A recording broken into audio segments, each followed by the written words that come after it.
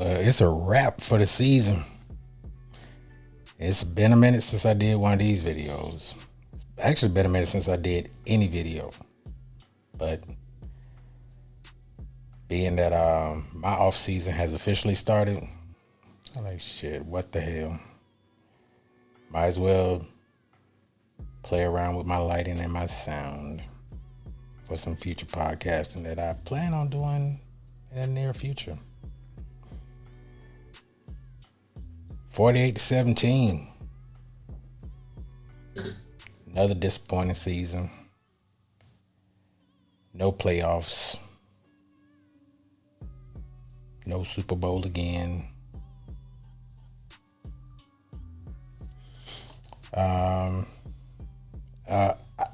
Truth be told, I kind of knew like at week 8 we wasn't gonna go nowhere.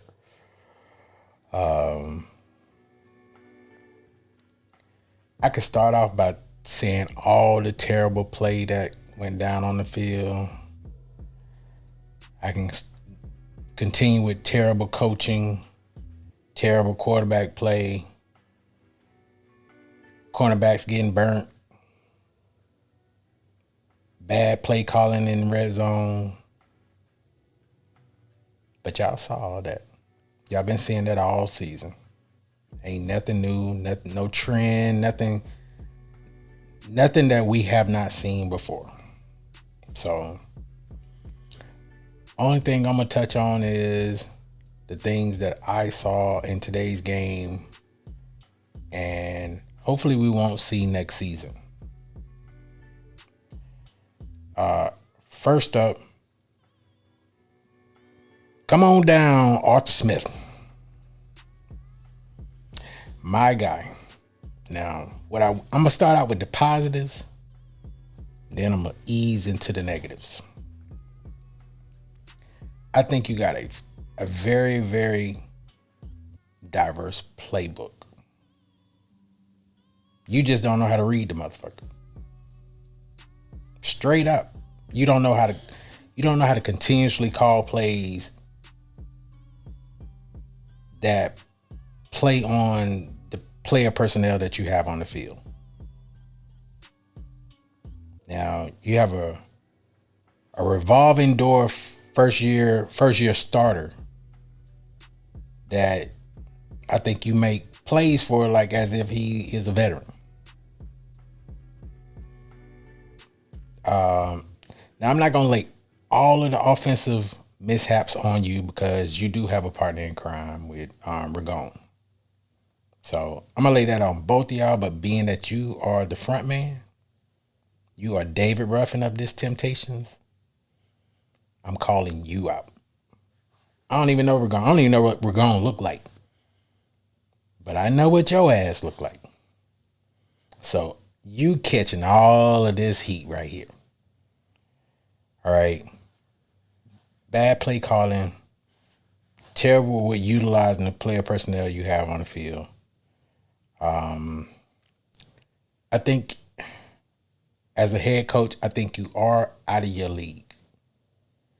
Now, you probably be one of those people that after whatever happens tomorrow or in the upcoming days, you'll probably bounce back on your feet and land an OC job somewhere. And then you'll show us like what the play calling could have been when you were in Atlanta, just like how Dan Quinn did when he got to Dallas. Like, motherfucker became a defensive guru, like how he was in Seattle when he got to Dallas. So we'll probably see that out of you when somebody pick you up next season as they OC.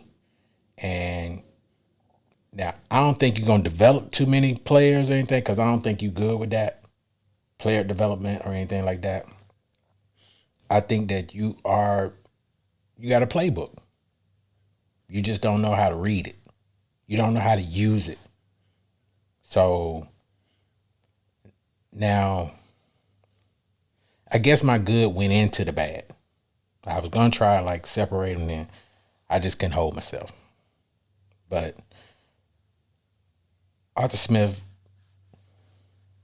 we tried. 3 straight 7-10 seasons. That ain't gonna cut it. Just not gonna cut it. All right. Number 2. Number 9. Desmond Ridder. Come on down, Desmond.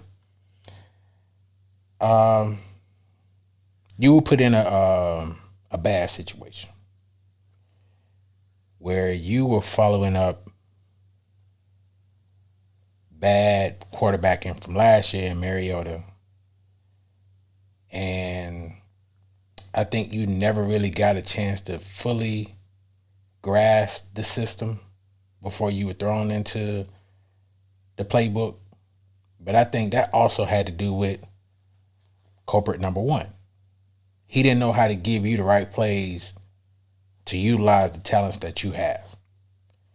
Now, you showed us spurts of brilliance, potential, but I think that you too should be given your walking papers or traded or demoted, whatever.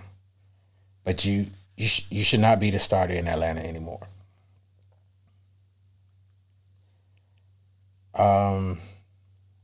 I think wherever you go, you'll probably be a journeyman. You'll probably be a backup somewhere in the league, be that here or somewhere else. You know, I would prefer somewhere else because if we do get a good starter and for some reason they get hurt or something, I wouldn't want you to go in. All right. Culprit number 3. Over the last 2 to 3 weeks, now we've been a top 10 defense all season long. Like playing lights out. Playing with, tenacity and grit and grind. Like no quit in you. The last 2 games, y'all done gave up damn near 80 points. And y'all look like y'all really quit today. And I'm gonna place some blame on somebody that not a lot of people gonna probably like, because at one point or another, he was kind of the rock of the defense. He was one of the more solid pieces on the defense, and that's number 24, AJ Terrell. Boy. Toaster oven. They've been fucking toasting your ass over the last couple weeks. Not getting your head around. Just real lackadaisical play as far as being what you have been in the past 3 to 4 seasons. And you up for a contract. What are you thinking about? You think that you're supposed to get this max DB deal that I'm sure the Falcons was kind of like calculating that they was probably going to have to pay you? Get rid of him too. I know that ain't going to be the popular opinion of Falcons fans. Get rid of him while he has value. Hopefully nobody didn't notice that he's been getting cooked over the last 2 to 3 weeks. So if nobody noticed it, get 2 second rounds for his ass and ship his ass off too. Now the next couple people I think is going to be just what I think should happen is you kind of start breaking down some of the players that have big contracts that we might need to go ahead and shop around. Jake Matthews being one. I know Grady didn't have nothing to do with the debacle and the demise of how this season went because he's been injured most of it. But you got a big contract. I think we got some potential on the defensive front in the trenches with like the rookie Zach Harrison, Mikael London, I think his name 72, 94, 90. Oyamata that played with the Saints last year that we got this year. He played solid all year. Calais gave us everything that he had. And if he decided to come back for another year, give him another 1 year deal and see if we can work something out with him to kind of like shore up some of these new players that I'm hoping that we might be able to get in the draft. And from what I'm understanding, defensive front is going to be plenty in this year's draft. Cornerbacks too. So you might want to shop that market in the draft. All that, everybody talking about quarterback play and all that. All right. I think they kind of got an eye on who they want. Everybody keeps saying, old boy from Chicago, Justin Fields. It'd be nice to bring him back home. You know, Marietta's very own. But I think Chicago gonna keep him. I think they're gonna do something else with them picks.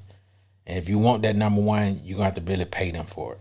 And I don't think we're in a position to pay nobody with a whole bunch of future draft picks, being that we're gonna have to pretty much use a lot of these in the next few years to kind of, if they do what I would like for them to do. Go ahead and cut ties with Arthur Smith, bring in another coach, let him get the player personnel that he wants.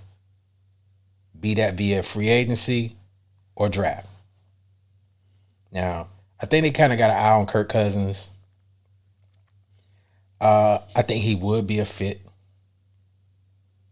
And I think that we wouldn't have to pick up like his contract like that. Or if we do pick him up and his contract is still intact, then we may be able to restructure that.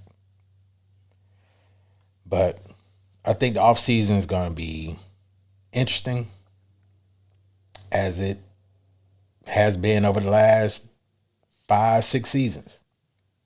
You know, last couple seasons we were in cap hell. Got out of cap hell last year. Spent the most money we done spent on player personnel in 10 years this past offseason. And we got the same results that we did when we was in cap hell. So, therefore, I know that this man don't know how to play with money or personnel that he was gifted. So, with all that being said, tear it down, man. Start all over. New coach, new quarterback, new cornerback. Shore up the trenches. Go get a few offensive linemen. Probably one of the highlight of the season as far as the O-line was Matthew Bergeron. I liked his play most of the season. Go get a center, because we done had revolving door at the center position all season long. Get somebody that can play guard and center, but mainly their specialty is center.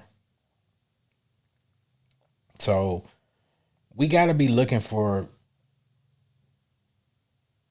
you know, key free agents that might be out here looking to come here.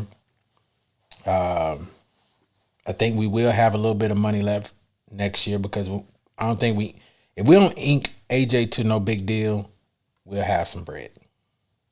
So I personally don't think they should ink AJ to a big deal. All right, now my quick analysis on other player personnel that we brought in this year. That Bijan Robinson I give him a B. He broke a rookie record for most yards as a rookie since like William Andrews or some shit like that. I think that if we had the right play caller in him, we could have utilized him way more, and we could have got way more out of him. But to be perfectly honest with you, I like 25 Algier. I like him over Bijan Robinson. Cordero Patterson probably won't be back next year. Drake London had a good season. We still have not found a way to fully utilize Kyle Pitts in the way. And truth be told, I think he played kind of lackadaisical too. Like, he played when he want to. But I think that's out of frustration because they're not utilizing him the way that he should be. I think anytime that you give your all in your efforts, especially at the wideout position and tight end position. You running routes, you run fucking, and you ain't getting no touches, or you ain't getting the ball in the red zone. I'd be a little frustrated too. I'd probably take a couple plays off too. Like, these motherfuckers ain't gonna throw me the ball, so fuck it. I ain't gonna block, or I ain't gonna run my routes the way I should. So I think his play was predicated on play calling. He had not been given the ball like he should be. Like, this is a number 8 pick. And this man ain't tallied up the yards that he should have since his rookie year. So, I don't know what we going to do with him. But 81 played better than him all season. Jonnu Smith. So, I don't know. We got solid tight end play, but I don't think none of our offensive personnel was utilized in the way it should have been. But as far as being a fan, I mean, I think since I was about 6 years old, I've been a fan. So, I mean, for me to say that I'm not going to be cheering for the Falcons next year, I'd be lying to you. Now, what I did say in my Facebook post earlier, I'm not buying no gear and I'm not buying no tickets. I'm not making them a priority on Sundays. Like, I left a lot of bread on the table with in my line of work on Sundays because nobody want to work Sundays in my line of work.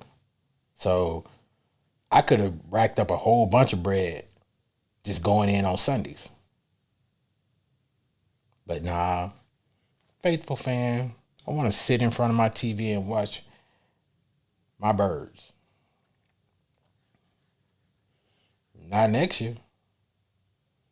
You won't get me like that again. I will watch y'all from my phone, a tablet, a patient's room. But it won't be in the Mercedes-Benz, and it probably won't be from my couch unless I'm just off and enjoying my beautiful wife. But short of that, another disappointing season. But if you're a real Falcons fan, you've seen this before. On that note, I'm out. I'll see y'all at some draft parties or free agency when all this stuff start cranking up and football season start gearing back up for us. Until then, I'm just going to enjoy the playoffs and hate on a whole bunch of other people's teams. Hoping that a whole bunch of other people that make the playoffs that I didn't want to make the playoffs, I hope they lose. Especially in our division. Don't want to see Tampa in it.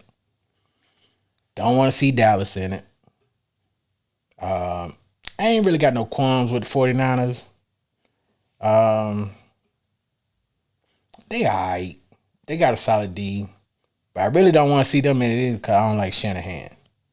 Shanahan did us dirt in the Super Bowl, so I don't want to see that motherfucker get no ring. So, my hate for the 49ers, it ain't got nothing to do with them or the franchise itself. It's Shanahan. If Shanahan were y'all's coach, I'd probably be rooting for y'all throughout the playoffs. But I kind of want to see y'all lose too. I don't know who I want to see in the Super Bowl. I don't really care at this point. But I think my dark and forever has been my dark horse team is Detroit Lions. So let's go, D. Let's go. What up, Doe? What up, Doe, Detroit? Do something for your boy. Far as AFC, I don't really care. Don't want to see Philly in it. They probably finna squander their opportunity right as we speak. So, but like I said, I'm out. See y'all 2024. Peace.